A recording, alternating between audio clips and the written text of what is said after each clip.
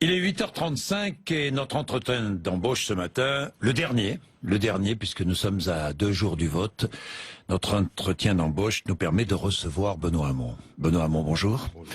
Première partie, l'actualité, et nous allons revenir sur ce qui s'est passé bien sûr hier soir sur les Champs-Élysées, et seconde partie, un peu plus personnelle, sur votre programme et sur vous-même, Benoît Hamon. Attentat, hier soir, un homme seul, apparemment seul, qui tire sur des policiers, et un homme qui a pris pour cible les policiers. Ça veut dire quoi? Ça veut dire qu'il a pris pour cible l'État, il a pris pour cible la nation française. Oui, il a pris pour cible ce que nous sommes, la République, la démocratie, notre manière de vivre ensemble d'ailleurs, c'est-à-dire tout ce qu'il déteste. Finalement, tout ce que ces fanatiques veulent faire exploser. Le fait qu'en France, on puisse, quelle que soit sa religion, avec une religion ou sans religion, quelle que soit son opinion, construire, fabriquer du commun. C'est ce que nous faisons, malgré les temps de crise, malgré les difficultés, malgré le fait que parfois nous sommes projetés les uns contre les autres. Faut se souvenir qu'on vit quand même depuis maintenant 2 ans une épreuve, le peuple français, qui sur le sol français est la plus intense, la plus violente depuis la Deuxième Guerre mondiale. Et en dépit de cela, il y a quand même une résilience, une résistance du peuple français qui est remarquable, une unité malgré tout, même si elle a été mise à mal parce que d'ailleurs parfois par la classe politique elle-même, cette unité. Mais elle reste là et fondamentalement ce que veulent ces terroristes, au-delà du fait de tuer, de frapper, avec une haine absolument insupportable, ce qu'ils veulent, c'est nous abattre, et nous abattre collectivement, ce que nous sommes. Et moi, je voudrais dire, j'ai appris hier soir, au cours du débat, cet attentat, juste avant de rentrer d'ailleurs sur le plateau, avec des informations qui n'étaient pas encore confirmées, mais je voudrais vraiment dire qu'à ces policiers, je veux le dire, moi je les vois, ils m'entourent, ils me protègent. Et je sais les risques qu'ils prennent. Ils me protègent comme ils protègent des sites publics, comme ils protègent les Français. Et ils nous protègent, et en même temps, parce qu'ils nous protègent, ils sont devenus des cibles. Et il faut à la fois, et c'est la leçon pour demain, mais tout le monde le dit, et c'est pour ça que moi je ne rentrerai pas dans des polémiques politiques là-dessus, renforcer leurs moyens, leurs équipements, leur propre protection. Et nous, Français, les chérir pour ce qu'ils sont. C'est-à-dire le bouclier qui nous protège et qui font d'eux des cibles. Et la meilleure manière de chérir ce qu'ils sont et ce qu'ils représentent, c'est aussi notre unité. Et c'est surtout ne pas offrir aux terroristes du pouvoir sur nous-mêmes. Et c'est la raison pour laquelle, moi d'ailleurs, comme beaucoup d'autres, j'aménage ma campagne aujourd'hui, mais je parlerai. J'allais vous en parler. J'allais vous en parler, Benoît Hamon, mais l'objectif était clair. Alors, un homme seul, une revendication qui est encore un peu incertaine, un objectif donc la police, un objectif peser sur la campagne présidentielle, sur le premier tour. Tous les symboles sont réunis. Des hommes en uniforme qui aujourd'hui assurent notre sécurité, donc les représentants de la République sur les Champs-Élysées. À 3 jours du premier tour de l'élection présidentielle, il y a clairement la volonté de prendre le pouvoir sur nous et de prendre le pouvoir dans nos têtes. Parce que le terrorisme a un double objectif, frapper, tuer, et à travers la sidération et l'horreur que ça suscite chez nous, c'est prendre le pouvoir sur nos existences. Et c'est ça qui est aujourd'hui leur objectif. Que dites-vous aux électeurs qui iront dimanche dans les urnes ? Mais justement qu'ils sont bien plus forts que cela, bien plus forts que cela. Il faut, et ils l'ont prouvé, et c'est la raison pour laquelle, fondamentalement, la démocratie, elle ne peut pas s'arrêter, être empêchée par un acte terroriste, parce que c'est cela qu'ils visent. Et le débat démocratique ira jusqu'au bout, au bout de la journée, évidemment aujourd'hui, avec des mots qui seront sans doute différents, avec une attention particulière aux questions qui nous sont posées sur notre sécurité, même si fondamentalement aujourd'hui le débat politique porte moins sur les moyens, puisque nous sommes tous favorables au renforcement des moyens, à la fois du renseignement, peut-être pas du renseignement territorial, moi j'y suis favorable, mais de la police, de la justice, des moyens de coopération au niveau européen. Il y a là-dessus, à l'évidence, besoin de poursuivre l'effort qui avait été engagé.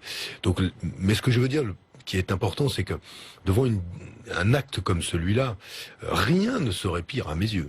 La récupération politique? Alors la récupération politique, évidemment. Elle a commencé ou pas vous? Non. Pour être très honnête, Oui. je sais pas rentrer dans les détails des réseaux sociaux où j'imagine qu'elle existe, comme elle existe dans toute société un peu malade. Et la société française, elle est, on le sait, qu'elle est aussi assez malade, parce que regardons-la en face. Il y a des Français qui disent on n'est plus chez nous, il y a des Français qui disent on n'y sera jamais chez nous. Vous voyez, où il y a toujours des gens pour attiser ces oppositions. Et moi, ce que je veux dire, c'est que dans un moment comme celui-là, je ne vois pas de bien plus précieux. Notre joyau, c'est notre résistance et ce que nous sommes. Benoît Hamon, vous avez choisi, vous êtes venu ici, tout à fait comme tous les candidats. Vous allez terminer cette campagne ce soir. Vous avez un peu modifié votre dernière journée de. Je n'ai gardé qu'un événement, un seul événement. Je serai à Carmos, sans décor particulier. Je parlerai sous la statue de Jaurès. Pourquoi? D'abord parce qu'il portait un idéal démocratique puissant, qu'il était un républicain immense et qu'il était un homme de paix. Et que je crois qu'il faut pouvoir parler de la République, non pas à l'ombre, mais à la lumière de ce qu'a été le personnage immense de Jaurès, parce que c'est ça aussi notre patrimoine commun. J'aurai une parole qui sera consacrée évidemment à rendre hommage aux policiers, mais à dire, voilà, que l'essentiel pour nous, c'est la République et la démocratie, et qu'il ne faut surtout pas leur offrir ce cadeau incroyable d'arrêter de parler de la démocratie et de la République. Justement, c'est ce que vous avez dit, j'allais rebondir. Celles et ceux qui font campagne sur ces questions de terrorisme en laissant entendre d'une manière ou d'une autre qu'il pourrait y avoir un risque zéro sont des imposteurs. Oui, je l'avais dit parce que à l'évidence ça n'existe pas. Vous l'avez vu en Russie, les attentats ont lieu alors que ce pays est considérablement restreint les libertés publiques, les libertés de circulation. On le voit en France aujourd'hui. Ceux qui nous frappent, d'abord, sont des hommes ou des femmes rompus à l'art de la dissimulation. Ils veulent nous frapper et donc il est en dépit des remarquables résultats de la police, du renseignement, ce risque zéro, il n'existe pas parce qu'ils s'adaptent souvent à la menace, ou en tout cas leur menace s'adapte à nos protections. Et dans les faits, non. Voilà, ceux qui disent cela disent, écoutez, vous vous rendez compte qu'il y en a qui, je crois que Marine Le Pen l'avait dit, si j'avais été présidente, le Bataclan, Nice n'aurait pas eu lieu. Comment peut-on dire comment peut-on dire une chose pareille? Qui peut croire cela sérieusement? Qui peut croire demain que quelqu'un qui ose dire cela puisse être un personnage dont on souhaite qu'elle soit présidente de la République? Faut imaginer qu'on puisse oser dire cela. Non, personne ne peut tout à fait dire ou empêcher qu'un jour un fou décide, parce qu'il porte une arme, de tuer des policiers dans tous les cas, là, dans l'affaire des deux hommes qui ont été arrêtés en début de semaine, et dans cette affaire hier soir, l'état d'urgence a été efficace, Benoît Hamon. Ce sont pas les mesures de l'état d'urgence qui sont efficaces là en l'occurrence. Parce que vous avez dit quand même l'état d'urgence, s'il apparaît comme symbolique, oui, je le remettrai en cause. Il n'y a rien de symbolique. Mais objectivement, la question, l'état d'urgence sont quoi? Ce sont des mesures qui permettent de faire des perquisitions administratives là où auparavant c'était sous l'autorisation d'un juge. En l'occurrence aujourd'hui, la question est moins le symbole de l'état d'urgence que de savoir si la police dispose des moyens. Elle a aujourd'hui qu'on a fait une perquisition pour pouvoir arrêter les deux hommes qui ont été arrêtés mardi. Mais moi je ne nie pas ça. Aujourd'hui nous avons des possibilités, notamment par la loi, je rappelle, la loi renseignement et la loi terrorisme, qui ont largement musclé, renforcé les capacités qui sont celles de nos forces de sécurité et du renseignement d'agir. Mais je pense que là encore, ce sont les moyens qui doivent être consacrés au renseignement et à la lutte contre l'islam radical qui me semblent être les priorités que nous devons adopter. Pourquoi? Parce que qui ne voit pas que depuis qu'on a supprimé ce fameux renseignement humain qui était le renseignement territorial, des hommes, des femmes qui étaient rompus justement au fait de connaître, d'infiltrer des réseaux terroristes et qui disposaient d'informations, des informations qui sont indispensables pour compléter celles du renseignement technologique. On fera pas tout par le renseignement technologique, il nous aide considérablement, mais encore faut-il avoir les personnes pour exploiter le renseignement technologique.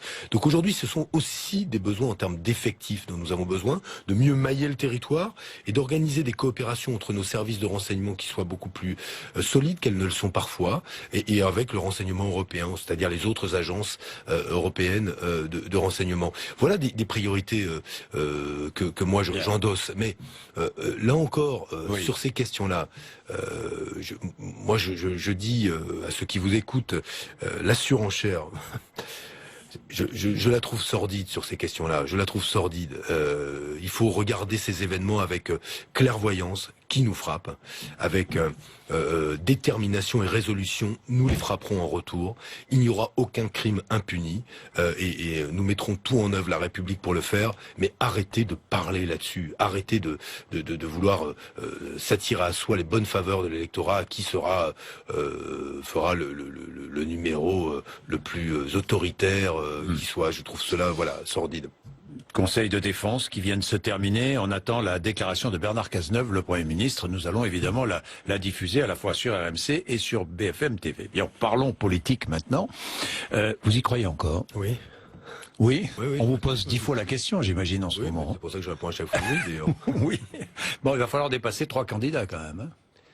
Oui, mais écoutez, vous savez, j'ai été frappé par la place de la démocratie d'opinion. On demande aux électeurs finalement de quoi? D'être des stratèges maintenant? Faire de la tactique en fonction de ce que donnent les sondages? Vous avez été interrogé par un sondage, vous? Non. Bon, il y a les millions d'auditeurs et de téléspectateurs qui vous regardent. Interrogés sur Internet d'ailleurs maintenant. D'accord. Ils ne sont pas interrogés, donc ils n'ont pas dit ce qu'ils allaient faire. Et les sondages se sont rarement trompés quand même avant les élections présidentielles. Je les connais bien, ils se sont déjà trompés plusieurs fois, notamment Lionel Jospin et sauf qu'ils se sont trompés d'un point ou d'un point et demi. Mais ce que je crois fondamentalement, c'est que c'est pas tant cela. Ce que moi je veux vous dire, est-ce qu'ils vont se tromper ou pas?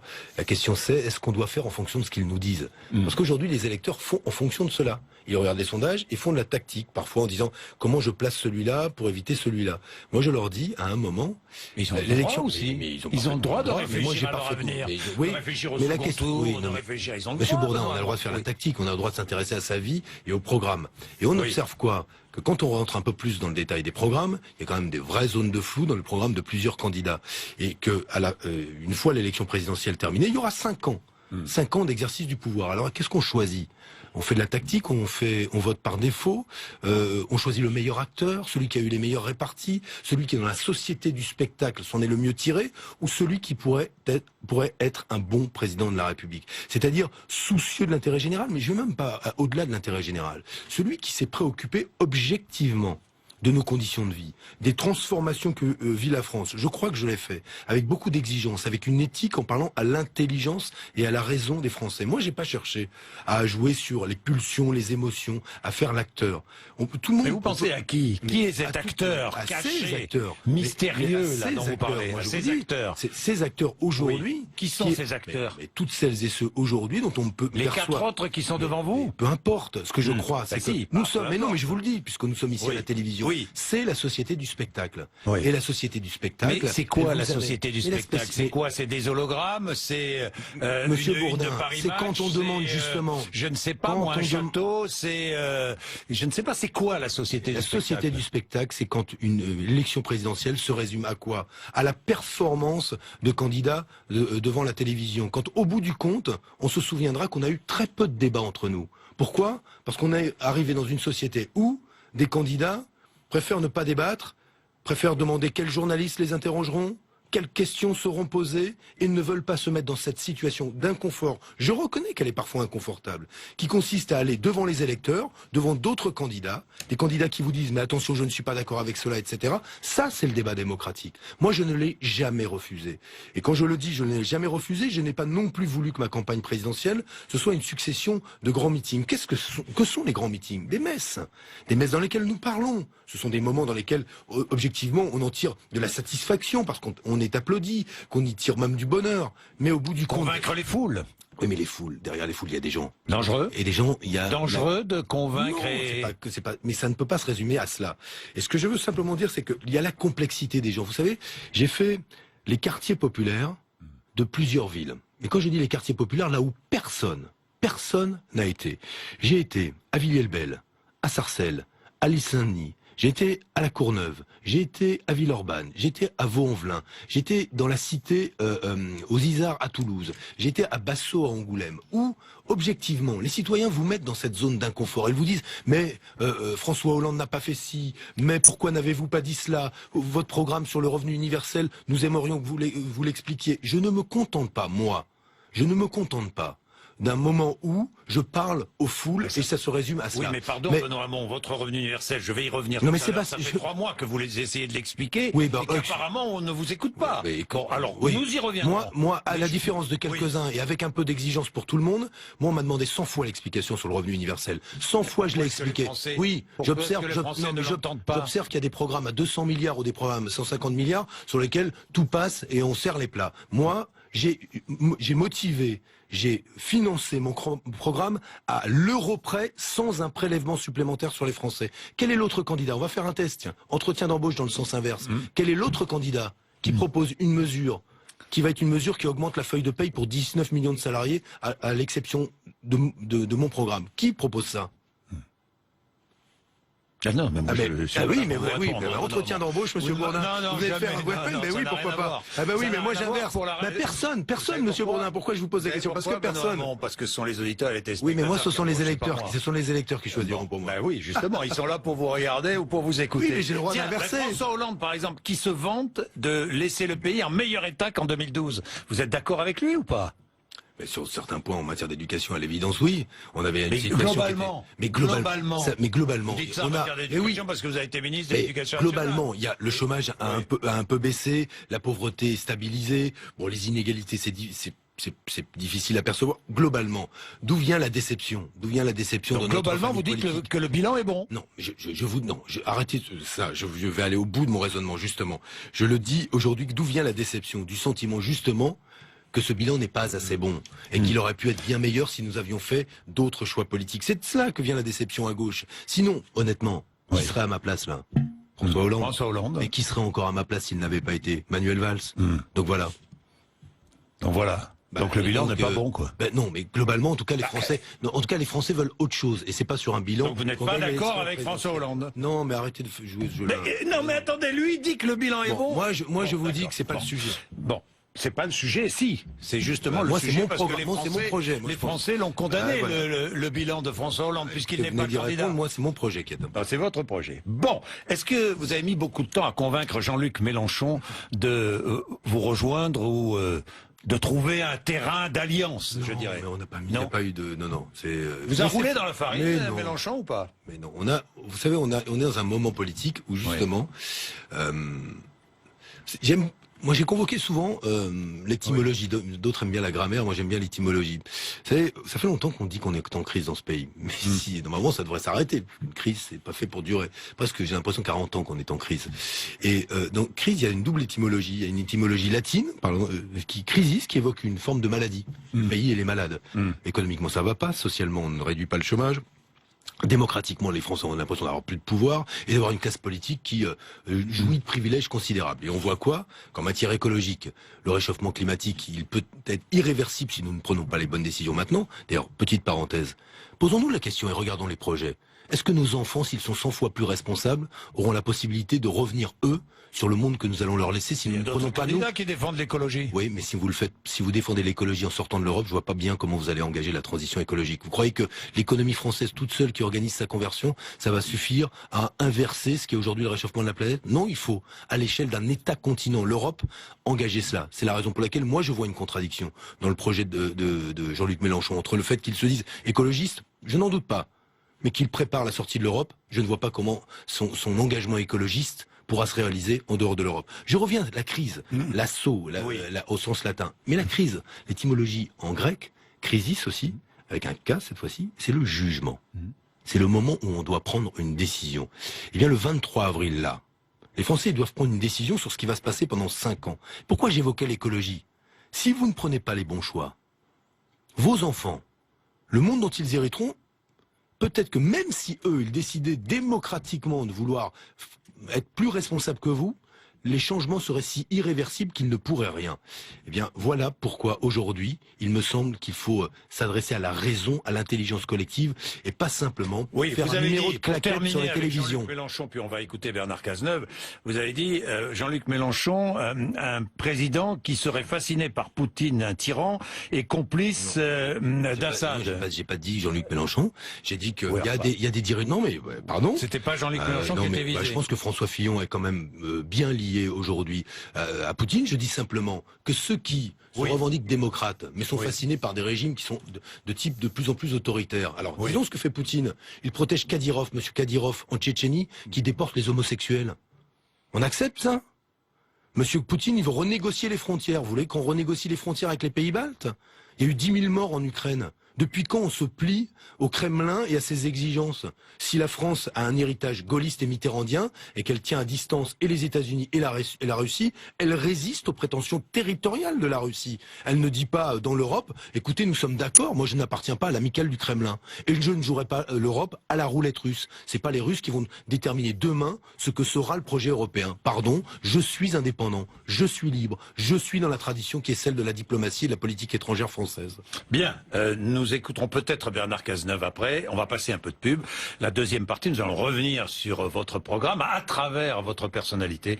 Benoît Hamon est notre invité ce matin. Son entretien d'embauche sur RMC BFM TV. À tout de suite. Benoît Hamon est avec nous pour son entretien d'embauche, seconde partie un peu plus personnelle, mais à travers vos engagements personnels, nous allons évidemment décliner aussi ce que vous proposez. Petit Ben, c'est vrai qu'on vous surnomme Petit Ben? En fait, c'est Martine Aubry qui, non? On a pu dire ça, ouais. Ah bon, d'accord. Je suis très grand, c'est vrai de taille, hein, mais j'ai pas de, je ne nourris pas spécialement de complexe par rapport à ça. Et certains qui sont beaucoup plus durs disent Petit Benoît. Vous avez entendu ça dans les couloirs du PS, non? Ouais, mais bon, les petits bonhommes, il y en a un gros paquet au Parti Socialiste et aussi dans la classe politique. Vous savez, ça se mesure à la manière dont on affronte l'adversité, on reste fidèle à ses valeurs. Vous savez, je vais vous parler d'un homme qui m'a... Allez-y. Qui a beaucoup compté pour moi et qui compte encore beaucoup pour moi. C'est Henri Emmanuelli qui disparu il y a quelques semaines. Et il avait cette force qui justement consistait à passer le témoin. Vous savez, la fidélité aux valeurs, c'est cela. C'est passer le témoin. C'est pas simplement être assidu aux commémorations et au cimetière. C'est passer le témoin aux générations qui viennent. Comment aujourd'hui des idéaux de progrès dans la France d'aujourd'hui s'épanouissent. Et c'est pour ça que j'ai écrit un livre, La génération qui vient, en ayant la volonté de passer le témoin à des jeunes qui vivent le travail de manière très différente de nous, qui auront besoin d'être protégés contre la maladie, pour la retraite, au moins aussi bien que nous. Est-ce qu'on est certain qu'on va laisser aux générations qui viennent une sécurité sociale aussi protectrice que celle que nous avons eue de nos propres pères? Et moi, c'est ça qui m'intéresse, et pas les petits calculs, la tambouille. Mais les petits calculs, vous les connaissez bien. Des petits bonhommes. Mais vous les connaissez bien, les calculs des petits bonhommes. Et oui, Benoît Hamon. Ils ne m'ont pas échappé. Et regardez, moi je les vois, les petits calculs. Par exemple, les futures législatives, il y a des petits calculs. Quand je vois que dans le 11e arrondissement de Paris, par exemple, il y a un calcul qui met Cécile Duflot comme candidate officielle et un autre qui met une autre candidate, Nawel Oumer, soutenue par la maire de Paris, Anne Hidalgo, qui vous soutient. Non mais comment voulez-vous que les lecteurs comprennent tout ça? Non mais je crois pas que ce sont des petits calculs, non? Je crois pas que ce soit là le cœur de ces calculs. Les calculs, c'est quoi? C'est à un moment quand finalement vous oubliez vos convictions et vous vous dites bon bah voilà, comment je peux garder ma petite place au chaud? Les premiers calculs sont ceux qui à gauche sont venus rejoindre Emmanuel Macron sur un programme économique et social d'inspiration de droite, libérale, classique. Il est libéral, Emmanuel Macron, il vient d'être choisi par Madame Merkel et Monsieur Schäuble comme le candidat qui était le meilleur candidat au regard des intérêts de l'Allemagne. Donc moi je le dis, derrière vous allez avoir, oui, moins de services publics, moins de protection sociale et moins de droits du travail, c'est certain. Tout le monde le sait. Et là on est dans le calcul. Quand finalement on choisit d'aller vers un candidat qui s'éloigne pourtant totalement des convictions qu'on est censé à avoir pour garder sa place au chaud. C'est la caractéristique de la vie politique française aujourd'hui. C'est pour ça qu'on est en crise. Vous savez, moi je le dis aux Français. Vous n'y échappez pas, Mais je n'y échappe pas. Mais reconnaissez, Monsieur Bourdin. Mais reconnaissez, Monsieur Bourdin. Monsieur Bourdin, qui dans cette campagne électorale, avec conviction, a porté des thèmes qui étaient minoritaires dans l'opinion. Pourquoi est-ce que la question sociale est si importante dans cette campagne présidentielle? Parce que j'ai mis le revenu universel d'existence. On n'en aurait pas parlé sinon. Et le travail, il serait passé à l'as. Vous croyez que c'est avec des vieilles solutions qui disent augmentons les salaires, qu'on va augmenter les salaires? Ben moi je pense aujourd'hui que celles qui travaillent à mi-temps, mais les vieilles solutions sont les vieilles solutions de droite, les vieilles solutions de gauche. C'est-à-dire celles qui s'éteignent et qui ne pensent pas le monde tel qu'il vient. Pourquoi je suis rentré dans ce programme-là avec des solutions nouvelles? Parce que moi je crois, justement, je suis fidèle aux valeurs qui sont les miennes, et je crois qu'on peut changer, je ne suis pas un fataliste, je crois qu'on peut changer la situation et le pouvoir d'achat de ceux qui ont un petit salaire pour un boulot difficile. D'où le revenu universel qui revalorise le travail. Et quand je vous dis cela, pourquoi je vous dis cela? Parce que ce qui me frappe là, justement, c'est que au bout du compte, ces idées-là, ces questions-là, quelle place occuperont-elles dans la détermination des Français? J'ai peur que ce soit marginal et qu'au bout du compte, on se positionne moins en fonction de ce qui peut améliorer votre vie, sa propre vie, en fonction d'une les autres tactique. candidats ont des programmes aussi, et sur certains points, des programmes bien solides, non? Quel que soit le candidat. Oui, on peut choisir d'augmenter la... On peut choisir, qui est parfait. Non, mais je dis pas qu'il est parfait. Bon. Je dis qu'il est cohérent. Oui. Moi, je ne fais pas un programme où je n'adapte pas mon discours en fonction de mon auditoire. Moi, je n'ai pas une parole pour les uns et une autre parole pour les autres. J'essaye d'être cohérent, clairvoyant sur le moment dans lequel nous vivons. Alors... Mais non, mesdames, moi, je voulais terminer parce que vous m'avez coupé. Je pense qu'on a la classe politique qu'on mérite. Et vous ne m'avez pas répondu. Je pense qu'on a la classe politique qu'on mérite. Et qu'on risque demain, je le dis aux Français, de continuer à avoir une classe politique médiocre si nous acceptons finalement que cette campagne présidentielle reste médiocre. Voyez-vous, au bout du compte, j'ai eu le sentiment, on a eu un débat de primaire qui était assez intéressant parce que c'était des projets politiques qui se sont opposés les uns aux autres. Puis les affaires sont venues dès la campagne présidentielle commençait, l'argent, les lobbies, et on a Dites-moi, on n'aurait pas dû parler des affaires? Bien évidemment qu'on a eu raison d'en parler, et que vous avez eu raison d'en parler. Et d'ailleurs, au passage, on est tous été soumis à un examen très, poussé de nos situations personnelles. Et il est apparu qu'il y avait des gens honnêtes et des gens malhonnêtes. Mais qu'est-ce qui reste? Il y a des malhonnêtes parmi les candidats? Il y a quand même des gens qui ont 2-3 explications à donner sur le montant de la rémunération qu'ils accordaient à leurs propres femmes comme assistants parlementaires. Il y a quand même Marine Le Pen qui a aussi des sujets en matière d'emploi fictifs au Parlement européen. Moi, à ma connaissance, on a trouvé quoi? Pourtant, on est passé au crible de tout. Vous êtes tous passés au crible. Oui, bon. Et donc, il y a aujourd'hui à se souvenir de quoi? C'est que cette campagne a été polluée par l'argent et que nous avons, finalement, j'ai eu ce sentiment-là qu'elle nous échappait à un moment. Et que ces questions essentielles... Parce que les Français, le 8 mai au matin, ils auront un nouveau président de la République. La question c'est, celui qui aura été choisi, a-t-il été le meilleur acteur, le plus malin, le plus tacticien pendant la campagne présidentielle, ou est-ce le meilleur président? Est-ce le meilleur président? D'autres candidats. Évidemment qu'on peut. De droite ou de gauche. Mais heureusement. Bon, alors, Benoît, vous ne m'avez pas répondu. Est-ce que vous n'êtes pas dans la tactique politicienne? Je suis électeur du 11e arrondissement. Mais qu'est-ce que c'est? Vous me parlez du 11e arrondissement. Mais c'est un exemple. Mais moi, que je vous vous parle donne. De l'élection présidentielle, vous me ramenez à des affaires de circonstances. C'est un exemple que je vous donne. Alors, parlez-moi de ce dont ce sur quoi j'agis, et pas de la législative du 11e arrondissement. Non, mais c'est un exemple des petites magouilles politiciennes que les Français ne veulent plus voir. Écoutez, Jean-Jacques Bourdin, moi, les magouilles politiciennes, ça vous a pas échappé, j'en ai subi quelques conséquences. Hein, comme disait Jacques Chirac en son temps, ça pique un peu. Mais c'est pas ça qui me fait bouger, moi. Bon, d'accord. Non, mais c'est pas ça qui me fait bouger. Parce que j'ai une éthique et que justement, je mène campagne avec la conviction que parce que le pays va mal, il faut un président de la République lucide sur ce qui se passe. Alors, il faut y mettre fin à ces magouilles politiciennes. Si vous êtes président de la République. Que croyez-vous que j'ai proposé? Quel est celui qui a proposé, par exemple, qu'il n'y ait plus aucun conflit d'intérêts entre le mandat de député et une profession? Qui a proposé qu'on mette fin à l'immunité parlementaire? Qui propose dans son programme la fin des privilèges pour les élus de la République? Moi. Et moi, non pas parce que je pense que la classe politique est pourrie comme je l'entends, mais parce que quelques-uns qui ont eu des comportements scandaleux, nous obligent à cet effort de transparence. Est-ce que cela suffira à rétablir la confiance dans la classe politique? Je ne le crois pas, même pas. Pourquoi? Parce qu'on attend d'abord d'un politique qu'il tienne les engagements qu'il a pris. Et s'il est confronté à une situation difficile, qu'il explique pourquoi.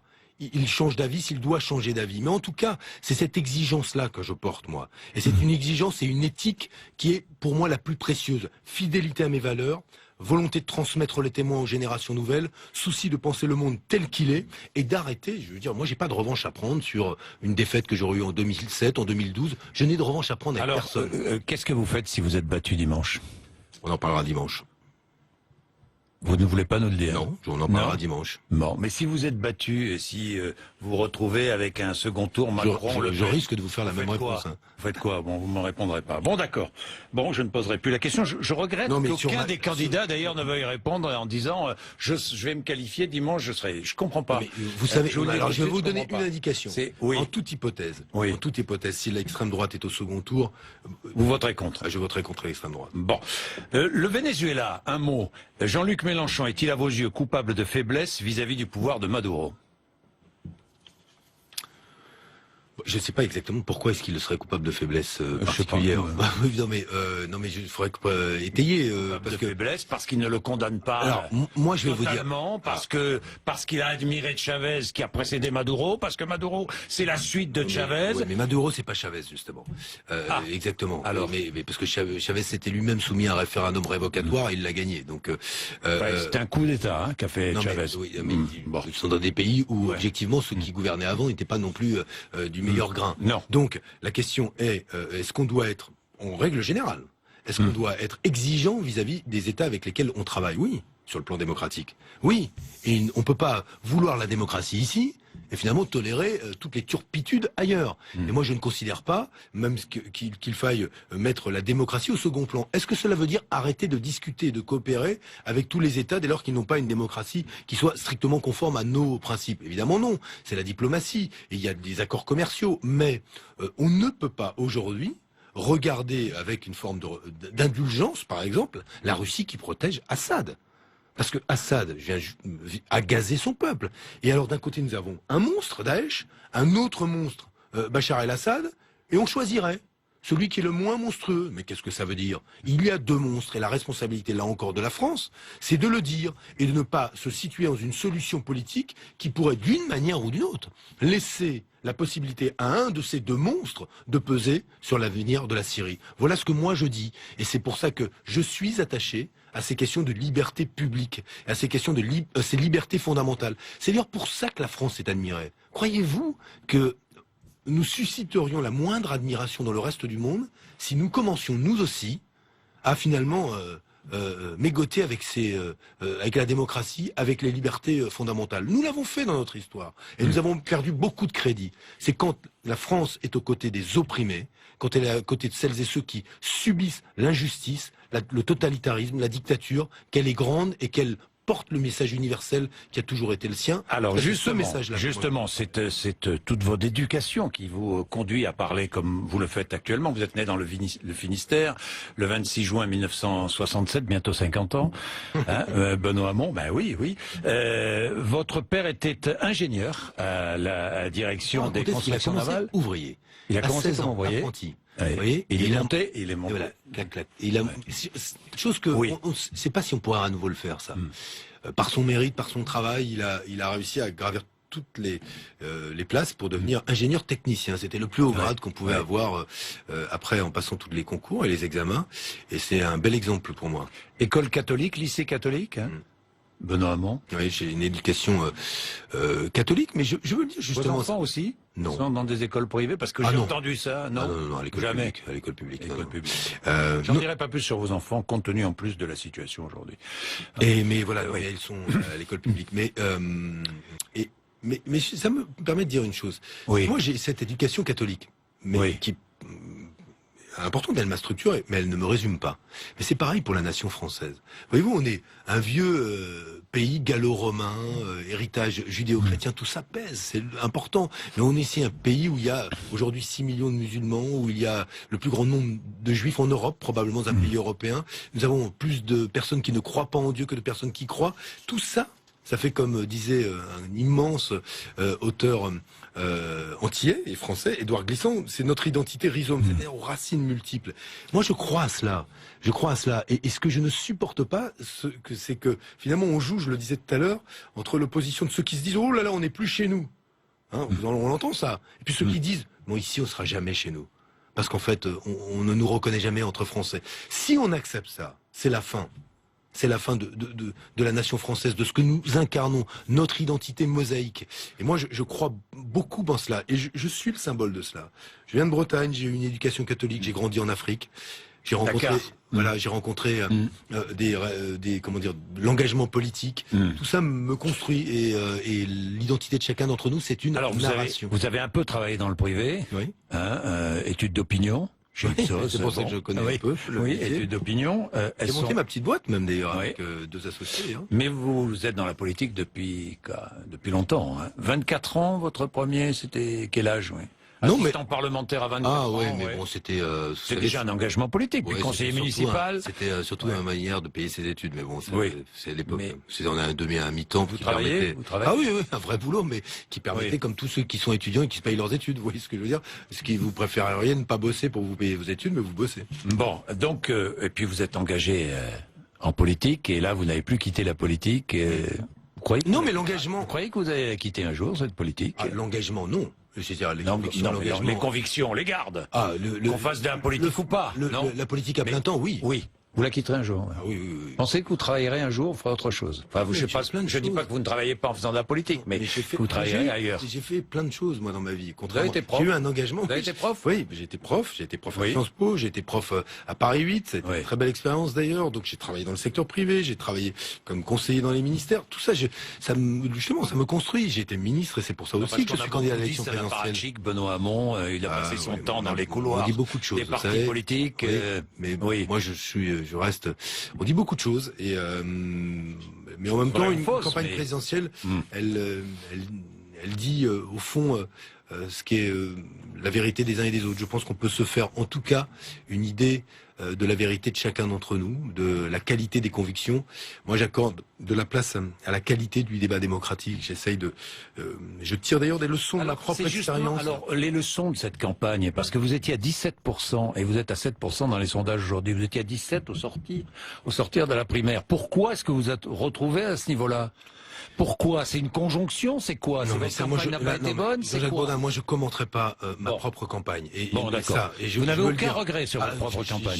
Si j'en avais, je le dirais. C'est pas maintenant que je le dirais. Je vais vous dire, j'ai un regret que j'aurais voulu exprimer encore plus de force hier. Qu'on n'ait pas eu plus de débats démocratiques. Moi, je regrette ça.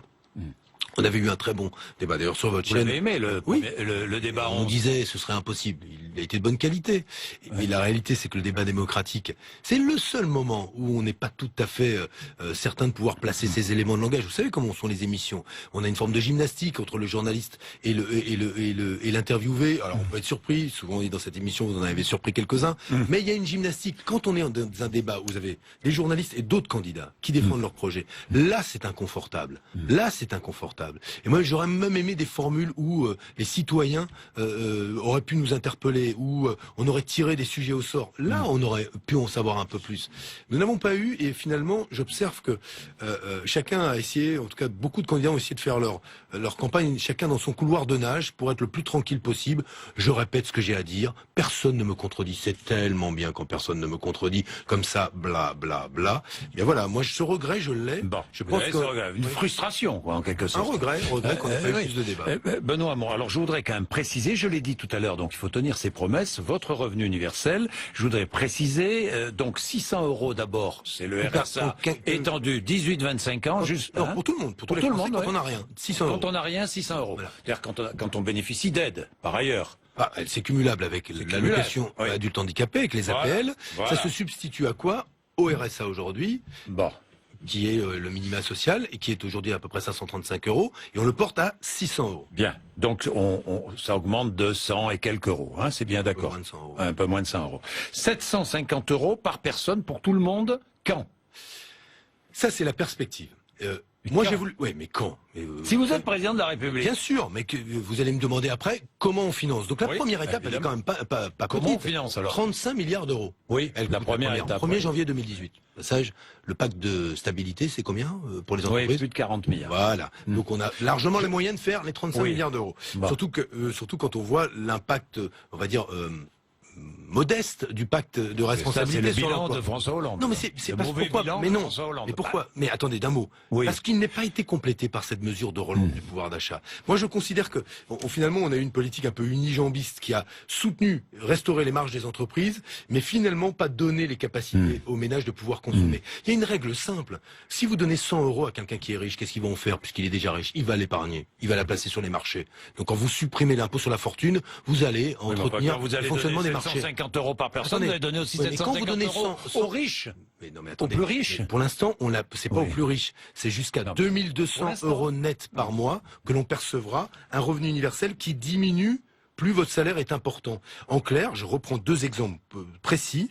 Une aide soignante à mi-temps dans une maison de retraite qui fait quelques heures supplémentaires mais qui est payée au SMIC à mi-temps. Oui. Et admettons, elle est à 600 euros. Oui. Elle aura presque 400 euros de revenu universel. Sa feuille de paye passe de 600 à 1000. Elle est donc plus incitée à quitter son travail pour passer au RSA puisqu'elle aura vraiment une revalorisation. Je suis à plein temps au SMIC, dans des abattoirs. Le métier est dur. Le métier est dur. Au SMIC dans les abattoirs. J'ai aussi quelques heures supplémentaires. Je vais dire, je suis à 1150, 1200 euros. Oui. Eh bien, j'ai quasiment 200 euros de revenu universel. Mon salaire passe à 1350 euros. Impact sur les entreprises nul, puisque je n'augmente pas le SMIC brut, et je n'augmente pas, en l'occurrence, le salaire brut, pardon. Mais le ce que je veux dire- second temps, lorsque vous donnez, enfin, vous versez 750 euros à chaque Français. L'idée, c'est que je dis progresse. bien à chaque Français. Je On vous est bien donne d'accord. Le second temps, c'est 2019, c'est les temps de retraités. Parce que là, pour l'instant, ça va jusqu'à, sont ça, les c'est salariés. bon. Ça, je ne C'est sais- deuxième temps, je vous le dis, Alors. ce sera les retraités. Parce que 2019, les retraités. voilà, oui, mais donc on étend le caractère universel. Mais Tous les là où retraités, je serais- quels que soient les revenus des retraités. Pareil, là aussi, ce sera sous condition du niveau de la retraite. Mais d'un mot, si je disais du jour Oui. au lendemain, j'y arrive. La sécurité sociale, ça fait 70 ans qu'on l'a fait. Oui. Et elle évolue. Quand on a fait la sécurité sociale en 45, on l'a construit pas en une seconde. Eh bien, le revenu universel, c'est un nouveau pilier de la protection sociale. Donc, on me demande déjà de dire, je fixe la perspective, comment ce sera dans 20 ans. Mais vous croyez qu'au moment de C'est la pas guerre... dans 20 ans, c'est à la Non, fin mais de non, votre à la fin de mon quinquennat. quinquennat, je viens de vous donner deux étapes qui vont directement 2019. augmenter le pouvoir d'achat 2017-2019. de millions, non, mais je veux dire, de 19 millions de Français pour commencer, et ensuite étendu aux retraités. Je vais même vous mettre une proposition dont on n'a jamais parlé. Sur les retraites, moi j'ai fait une proposition, je vais le dire, peut-être des retraités nous écoutent, mais il y a beaucoup de gens qui m'ont dit, dans cette campagne, comme quoi on peut alimenter son projet de ce que vous disent les gens, et que ça a Oui. été utile pour moi. Oui, heureusement. Les d'ailleurs. retraités m'ont dit, mais des hommes, souvent, mais nous on avait cotisé au-delà de nos trimestres, on aurait bien aimé pouvoir donner un trimestre à nos conjointes pour qu'elles puissent partir avec une meilleure pension. Eh bien moi j'autoriserais, élu président de la République, la possibilité de transférer des trimestres à sa conjointe ou à son conjoint pour qu'ils puissent avoir justement une retraite qui se rapproche de la retraite à taux plein, augmenter leur niveau de pension. Ça n'est pas permis, eh bien moi je le permettrai. J'ai vérifié si c'était possible, ça l'est parfaitement. Voilà une mesure aussi concrète pour permettre aux retraités de partir ensemble à la retraite et pouvoir permettre à celui, souvent celle, qui a travaillé moins longtemps parce qu'il y a eu des enfants, parce que la carrière a été plus hachée, d'avoir une meilleure pension. Bien, on va terminer avec quelques sujets un peu plus légers. Vous êtes passionné de rugby? Oui, Vous jouez encore? Non, là, Vous n'avez plus le temps. je dois avouer Vous que- jouiez ailier, c'est ça? Ailier, oui. Ailier, oui. À gauche ou à droite. Vous supportez Mais ce qui ne une veut pas équipe? dire que... Oui. Laquelle? Je suis un grand supporter un peu déçu d'ailleurs du Stade Toulousain et Oui. pour ce qui est de la région parisienne, parce que j'ai aussi un club de cœur en région parisienne, c'est le Stade Français, donc mais Oui. historiquement le club que j'ai toujours supporté, c'est le Stade Toulousain. Même Vous êtes si un peu déçu quand vous voyez Mourad Boudjelal soutenir Macron? non, président de Toulon non, Non, non, pas d'accord. je pense pas que l'élection présidentielle soit qu'une affaire de people, franchement, mais voilà, mais non, mais People oh bah Mourad Boudjelal, il est un peu Bon. people, ouais, maintenant quand même. Mais ce qui veut pas dire que c'est pas un bon président de club de rugby, je l'aime beaucoup d'ailleurs. Mais c'est pas parce qu'il a un choix politique différent du mien que Oui. j'arrêterai d'apprécier le bonhomme. Oui. Hein. Bah oui. L'été d'Albert Camus, Oui. vous adorez? Mais j'aime C'est Camus pas en général. Adorer, c'est pas le mot. Non, ouais, j'aime C'est un Camus. recueil de nouvelles, c'est Oui, ce j'aime pèlerinage autour de la Méditerranée, c'est... Voyez-vous, Alain Breton, oui, et moi j'ai Eh toujours oui. été fasciné Ben par oui. la Méditerranée. Et je trouve que celui qui en parle le mieux, c'est souvent Camus. Et il a surtout, dans ce recueil de nouvelles, une merveilleuse phrase que j'ai donnée souvent, mais qui dit bien la situation dans laquelle nous sommes. Il dit, au milieu de l'hiver, j'ai découvert en moi que subsistait un invincible été. Nous y sommes au milieu de l'hiver en France.